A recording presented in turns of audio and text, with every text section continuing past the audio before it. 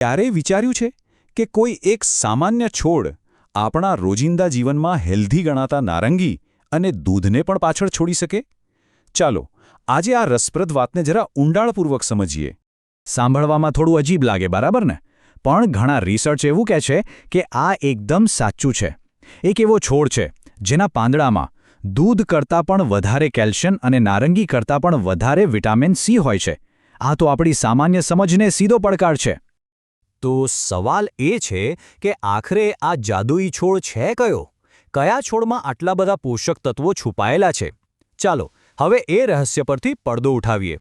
આ છોડ બીજો કોઈ નહીં પણ આપણો જાણીતો સરગવો છે, જેને અંગ્રેજીમાં મુરિંગા કહેવાય છે. તેને ચમત્કારિક વૃક્ષ કે મિરેકલ ટ્રી તરીકે પણ ઓળખવામાં આવે છે. અને કેમ નહીં? તેના પાંદડા વિટામિન સી, કેલ્શિયમ, આયર્ન અને પોટેશિયમ જેવા પોષક તત્વોનો ખજાનો છે. અને બસ આ જ કારણ છે તેનું પોષણ મૂલ્ય એટલું જ જબરદસ્ત છે કે સંશોધકો અને હેલ્થ એક્સપર્ટ્સ પણ તેને સુપરફૂડ કહે છે. આ કોઈ માર્કેટિંગ ટર્મ નથી, પણ તેના ગુણધર્મોનું સીધું પરિણામ છે. તો ચાલો હવે જરા ઊંડા ઉતરીએ અને જોઈએ કે આ છોડના સ્વાસ્થ્ય માટે કયા કયા જબરદસ્ત ફાયદાઓ છે.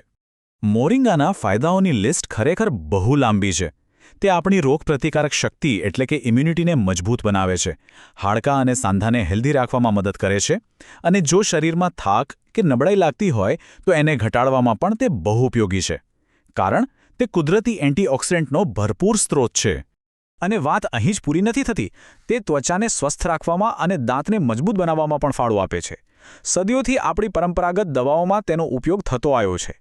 અને સૌથી નવાઈની વાત તો એ છે કે તેના બીજનો ઉપયોગ પાણીને શુદ્ધ કરવા માટે પણ થઈ શકે છે. ખરેખર એક ઓલરાઉન્ડર છોડ છે. આટલું બધું જાણ્યા પછી મનમાં ચોક્કસ સવાલ થાય કે આ ચમત્કારિક છોડ મળશે ક્યાંથી? તો ચાલો હવે એ જ વાત કરીએ કે આના ફાયદા કેવી રીતે લઈ શકાય. અને સૌથી મજાની વાત ખબર છે શું છે? આ સુપરફૂડને ઘરે ઉગાડવું રમતવાત છે. બસ તેના બીજને કુંડામાં કે બગીચાની માટીમાં વાવી દો, નિયમિત રીતે પાણી અને સૂર્યપ્રકાશ આપો, અને બસ થોડા જ મહિનામાં તેના તાજા પૌષ્ટિક પાંદડા ઉપયોગ માટે તૈયાર. ચાલો માની લો કે છોડ ઉગી ગયો, પણ હવે તેને ખાવાનો કેવી રીતે? તેને આપણા રોજિંદા જીવનમાં કેવી રીતે સામેલ કરવો? આના પાંદડા વાપરવા તો સાવ સહેલા છે. તેને કાચા સલાડમાં નાખી શકાય, કોઈપણ સૂપ કે શાકમાં મિક્સ કરી શકાય, અથવા તો હેલ્ધી જ્યુસ અને સ્મૂધીમાં બ્લેન્ડ કરીને પણ પી શકાય. આમ કરવાથી ઘરના બાળકોથી લઈને વડીલો સુધી બધાને સરળતાથી પોષણ મળી રહે છે. ટૂંકમાં આ કોઈ મોંઘું કે વિદેશી સપ્લિમેન્ટ નથી. આ તો આખા પરિવારના પોષણ માટે એક કુદરતી અને સરળતાથી ઉપલબ્ધ ઉપાય છે. ખરેખર આ એક વાક્ય મોરિંગાની સાચી ઓળખ છે. દેખાવમાં ભલે એક સામાન્ય છોડ હોય, પણ તે આપણા ઘર અને સ્વાસ્થ્ય માટે એકદમ ભરોસાપાત્ર સાથી સાબિત થઈ શકે છે. તો હવે આ બધી જાણકારી પછી સવાલ એ છે કે શું આ સામાન્ય દેખાતો છોડ દરેક ઘરના આંગણાનો અને રસોડાનો આગામી સુપરફૂડ બનવાની ક્ષમતા ધરાવે છે?